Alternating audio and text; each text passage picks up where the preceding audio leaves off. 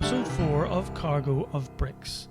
So finally, after 5 months, it looks like we're going to get a new government in Dublin. But how will the old enemies, Fianna Fáil and Fine Gael, find working together under the same roof? And will Sinn Féin rise to the challenge of its first senior constitutional role as leaders of the opposition? And finally, will the Green Party learn enough? Has the Green Party learned enough from its past failures to put it to better use, both for itself and for the planet? To unpack these and other questions, I'm joined by Theresa Reidy of University College Cork. Look, Theresa, how come it's taken 5 months, almost 5 months since the election, until now, in mid-June, to form a government? It's taken 5 months because the outcome of the election was very uncertain. And there were no obvious governments coming from the election. A lot of the parties went into the election with suggestions about other political parties that they would like to partner with in a kind of a future coalition government. But as soon as the results began to come through on the day of the count, it was apparent that most of those combinations were pie in the sky and that they had nowhere close to the levels of Dáil support that would be needed to put together a government. The surge in support for Sinn Féin caught everybody by surprise. We ended up with a party system with 3 medium-sized political parties and an immediate reality that any government was going to require coalition between at least 2 of those 3 groups. And there was enormous reluctance, for various different reasons, for any of those 3 to work together. I mean, none of them wanted to work together. So it was a matter of, which was the least worst option for the political parties, to get together. You then have to layer in all kinds of other kind of realities after the election. Fine Gael did very badly. It had been in the previous 2 governments, and it initially took a step back on the grounds that, of course, it had lost seats and that there was a general impression that that voters didn't want them to be in government. Sinn Féin made attempts to put together a left-leaning coalition, but it didn't have the support among the other left-leaning political parties. And whilst there was a lot of discussion about that very early on, I mean, it was very obvious very quickly that it wasn't going to be able to get the necessary 81 votes in the Dáil. And then very quickly, and in fact in advance of the election, but also very quickly after the election, Fianna Fáil leadership made it clear that they would not work with Sinn Féin in government. So when you have all these parties ruling each other out, it became the case of what was left still on the table, and very reluctantly, Fianna Fáil and Fine Gael agreed to work with each other. But there are enormous historical hurdles to those 2 parties coming together. And there's a lot of criticism which suggested that part of the reason it took so long for them to even get to that point was for optics. I think that's to kind of overlook the deep kind of roots of the division between these 2 political parties and the role that they've played in the party system over a long period of time. It took time for them to internalize the outcome of the election and to accept that coalition would only be possible if they would work together. And then, of course, the real harsh reality of the outcome of the election was that these 2 kind of giant political parties of Irish politics that have dominated government for 100 years, even if they came together, they wouldn't be able to form a majority government. So they needed to work with somebody else. And I think all of these are important realizations that actually had to happen before we could get to a coalition negotiations in a real proper sense of the word.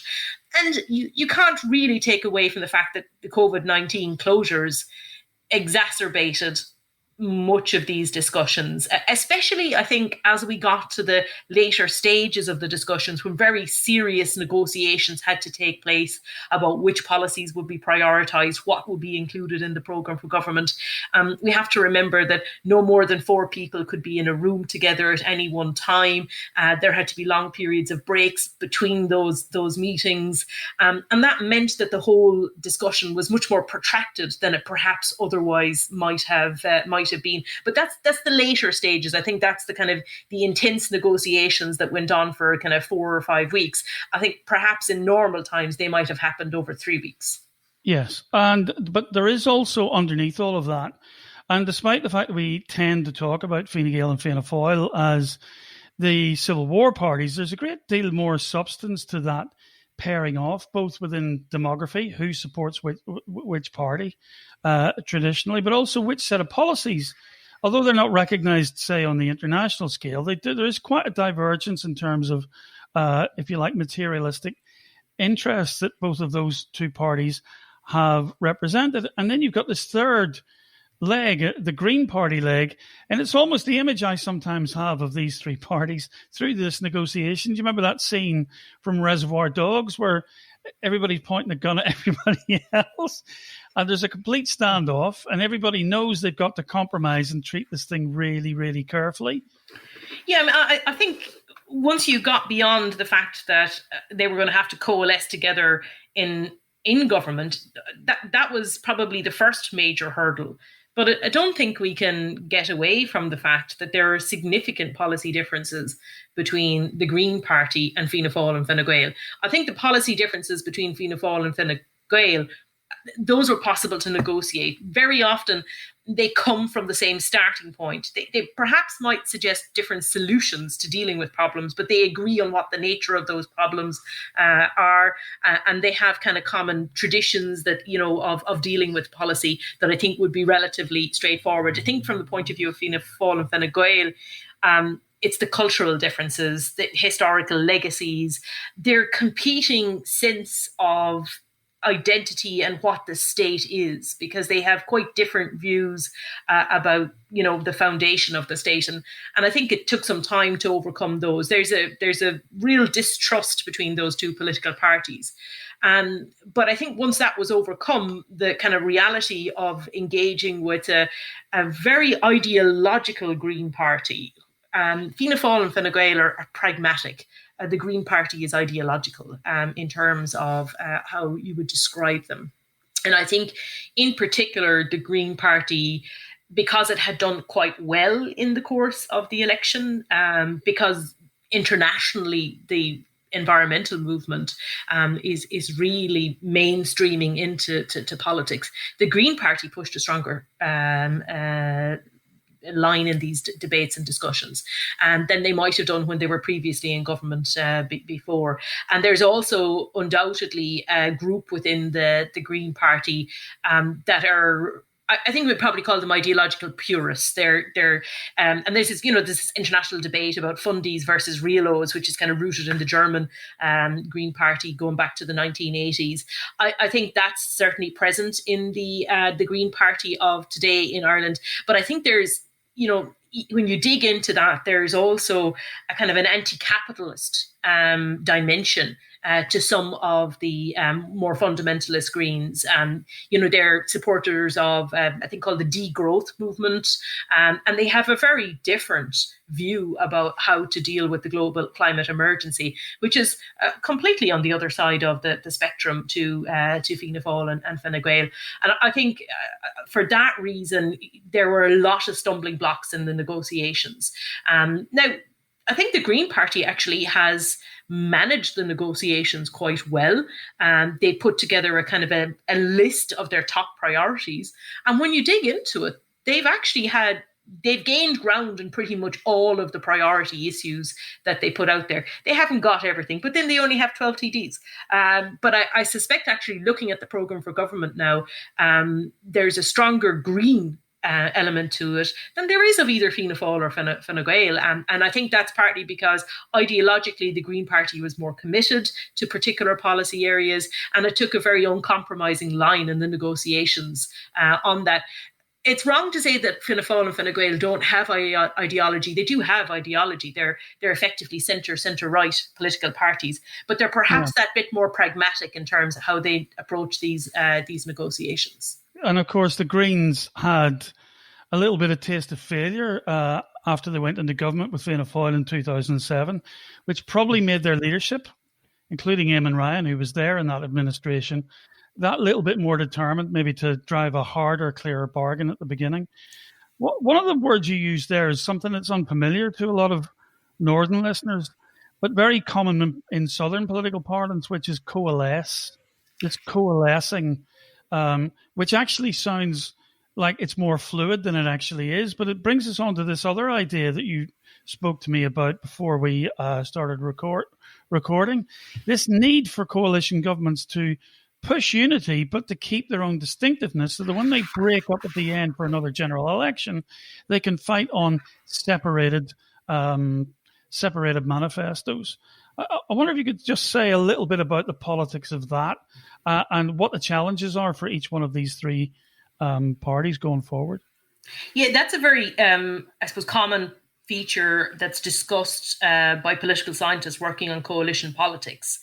And it's particularly relevant in the case of the Republic of Ireland. It really kind of boils down to this question that for coalitions to work well, there needs to be a degree of unity of purpose. And I think in the Republic, what's important is that you have cabinet collective decision making. So once a decision is taken at cabinet, the expectation and the legal basis is that all the members of the cabinet will support that.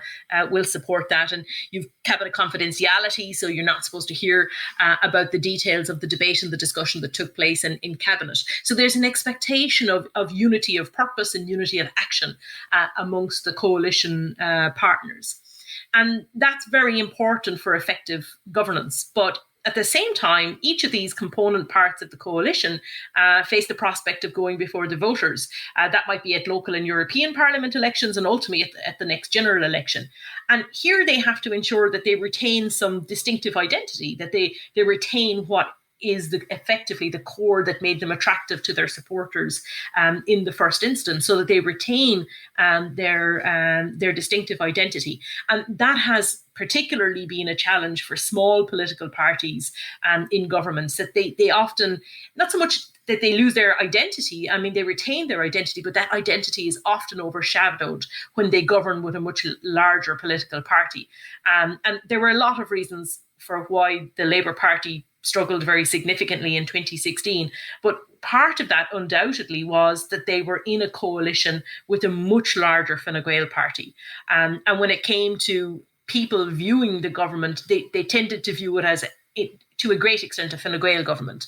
And the Labour Party was often lost or missing. It retained a kind of distinctive identity in that. I think it's going to be very interesting to apply this kind of lens or way of thinking about coalition politics to the coming government, because one of the things that we see in the programme for government is a very heavy greening of the programme for government. You know, there are really strong environmental policies in here, and there's research from different parts of the world where the Greens have been in government, which has shown that they're a little bit different to other political parties in that they own their issue. Voters see environmental issues as green issues. And other political parties kind of find it quite difficult to steal their clothes, as you will. In Ireland, if we go back to, say, the 1980s and the 1990s, the PDs were a small kind of liberal right-wing political party, and they went into power with Fianna Fáil, and they were advocating kind of neoliberal type ideas. And actually, over a period of time, what happened is Fianna Fáil stole their clothes, and they repackaged them, and they sold them better than the PDs, and the PDs disappeared. The lessons from other parts of the world tell us that that's much more difficult to do to the Green parties because their issues are really strongly identified with them. So there's definitely a possibility here that the Greens can retain a very distinctive voice in government, and that they can identify issues and own those issues. I think it's going to be a much more difficult challenge for Fianna Fáil and Fine Gael to do that, because I mean, there are some policy differences, but they're really not that strong. And there are some cultural differences, but those resonate much more with people within those political parties than they do with the public at large. So how Fianna Fáil and Fine Gael maintain their identities and their connection to voters is going to be very interesting to see, and I think is going to be a very complicated challenge for those two parties to navigate. There's obviously also this first-time challenge for Sinn Féin, that they've now got undisputed control of the opposition benches, that they far outsize anybody else who's on those benches. And there's a real opportunity there for them, I think. Yeah, I mean, I think what's interesting is that Sinn Féin, as leader of the opposition, you become part of the establishment. I mean, the leader of the opposition is a constitutional position. This is a senior political role in the Dáil. And there are all kinds of other things that flow from that position, not least of which that the chairman or chairwoman of the Public Accounts Committee is now going to come from Sinn Féin. That's the most powerful committee in the Dáil, and outside of kind of ministerial positions, it's the most powerful position in parliamentary politics in Ireland. So Sinn Féin is going to be stepping into these roles and assuming much more establishment type positions. So it'll be interesting to see how they combine that with what's often a very anti-establishment rhetoric. I think for Sinn Féin, they are, I think, fortunate in the sense that much of the rest of the opposition is also going to be coming from a similar ideological point of view. So the rest of the opposition is going to be made up of small parties of the centre-left. So you'll have the Social Democrats, the Labour Party. And I think it will be easier for Sinn Féin to pitch itself as the strongest voice of opposition. So in that sense of the word, it does have a clear road ahead versus some of those other political parties. But I mean, there is an old maxim in politics, and that is that, oppositions don't win elections, governments lose them. So I think in terms of looking at Sinn Féin, it's very interesting to see it. What's occurred after this election is a kind of an important part of their trajectory of getting closer to power. It's now assuming this position in the leadership of the opposition. But it is not inevitable that they become the government after the next election. And to a great extent, who becomes the government after the next election, that destiny lies with the government that's going into office now, not with Sinn Féin. So that's clear in the sense that Sinn Féin are in a position of influence, but not necessarily a position of power. What do you think the challenges are for them going forward? Well, I mean, I think that challenges are on a couple of different levels for Sinn Féin. I mean, if you take the kind of their historical trajectory, the normalization of Sinn Féin as a normal political party has to continue. And to some extent, that means that Sinn Féin has to get on top of the internal organisational matters that draw a lot of bad publicity. And there's been a lot of, councillors leaving the party, allegations of bullying, internal problems in the party, which kind of set it apart from the other political parties. And you need to contextualise that a little bit, because, I mean, the other parties, there's lots of internal disagreements and lots of briefing against each other, but it's done in a very different way, and party reactions to it appear, at least on the face of it, to be quite different. So I think from a kind of internal organizational point of view, there are questions about kind of how Sinn Féin operates. And then, of course, all of those link directly back, to the role of the Ard Comhairle. And then again, you get this debate that will come up, I guess, at the next election as well in relation to the Army Council.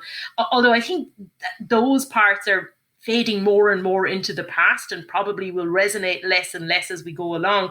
But so I think that's why the more immediate challenge for Sinn Féin in organisational terms is to get on top of these issues around, how the party works. There's a sense that internal party democracy is very different in Sinn Féin to how it is in other political parties. They have lots of uncontested selection conventions, for example, and that tells us that, decisions are made in different ways to other political parties. I think then more generally, there's a challenge that the party will face, and that is being an effective party of opposition and scrutinising the government, but at the same time being seen to present solutions to the public. And I think this is one of the things that we don't still fully understand about the 2020 election, because going towards the end of 2019, Sinn Féin was languishing in the polls. There was no reason to believe it was going to have the surge election that it did. Sinn Féin didn't think they were going to have that surge election because they didn't have enough candidates in the field. And, what is it that changed between kind of the last quarter of 2019 and early 2020. And the internal analysis that we see coming out of Sinn Féin is that, some of their spokespersons began to put forward very effective policies to particular issues. And of course, Owen O'Brien is very much to the fore here, but I think Louise O'Reilly, Piers Doherty were all quite significant. So there is this kind of question of into the future, how do they continue with the rigorous scrutiny of government as the now lead voice in opposition. But at the same time, the Sinn Féin analysis suggests that what was important for them was being seen as constructive. And I think that, again, is something that they will probably have to develop and kind of tease into, especially now that they are the lead party of opposition. One of the things that strikes me is the novel nature of what we're going into that we haven't seen before is the fact we're going to have two Taoiseachs, one after the other. We've seen that in Germany between the Social Democrats and the Christian Democrats. Didn't exactly work out for one of those parties, worked out very nicely for the Christian Democrats. How do you think this is going to? How do you think it's going to play, and where do you think it's going to end? If that's not too onerous a question to ask. I mean, it's very difficult to know how it's going to work because, the Taoiseach is quite a powerful position within cabinet. I mean, in international comparisons of the head of government role, the Taoiseach is actually quite powerful. And one of the most important roles they have is actually in the hiring and firing of other ministers. And that gives them kind of oversight of a lot of different portfolios. And most Taoiseach, of course, have also been leaders of their political parties, which gives them very important standing in that sense as well. So, this is a very unusual scenario that we're going to see it kind of rotate across political parties. Taoiseach have changed in the course of governments before, but it's always been within a political party where a leader of a political party has changed and a new Taoiseach is elected. And importantly, the previous Taoiseach fades from from political life. Usually they go to the backbenches, and actually previous Taoiseach have almost to a fault not involved themselves in party politics, even while they remain sitting in the Dáil. This is going to be very different. Micheál Martin is going to become Taoiseach in 2 weeks' time, and he's going to sit at cabinet with his immediate predecessor, who is also going to be his immediate successor, barring changes within Fine Gael. So in terms of the dynamics of politics, we don't entirely know how that's going to work out. Now, on one level, Micheál Martin is a very experienced politician, so is Leo Varadkar. So we expect they will manage it between them because they will certainly know how to do that. But in terms of oversight of ministers, handling of the inevitable crises that will happen for this government when they do come, will those be, will decisions be exclusively in the gift of the Taoiseach, or will the Taoiseach also be deeply involved in those discussions? And then what is the relationship between these two men? Because there's a kind of spiky pragmatism that's there at the moment, but it's not a comfortable working relationship. So how that working relationship, develops is going to be very important, because occasional crises do have the potential to destabilize and topple a government. So ultimately, the working relationship that develops between these two people is going to be very, very important, and it's going to be crucial for the stability of the government. In practical terms, I mean, it appears that it's being worked out very clearly when the rotations will happen, and the kind of the modalities around that. But it's really only when we hit our first political crisis that we will see how this actually is going to play out in reality.